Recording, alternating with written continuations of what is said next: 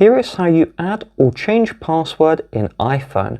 But first, hit the like and subscribe buttons down below. It really helps me out. Thank you. So the first step is we will open up settings. Then we're going to scroll all the way down and try and locate the Face ID and passcode. Now, if you have that option, great.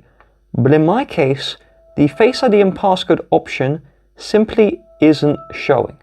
So you can see the Face ID and passcode isn't there.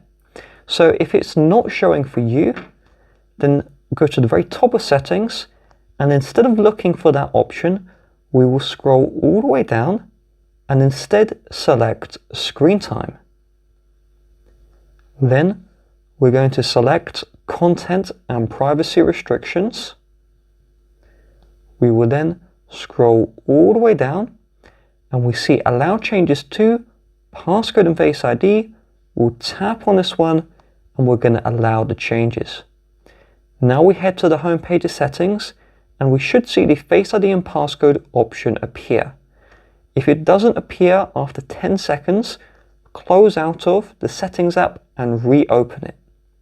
So now we will select the Face ID and passcode option, and inside of this one, if we scroll down, we will have the option to change the passcode or set a passcode if we haven't added a passcode in the past. So you enter in your old passcode if you have one, and then you can enter in your new one.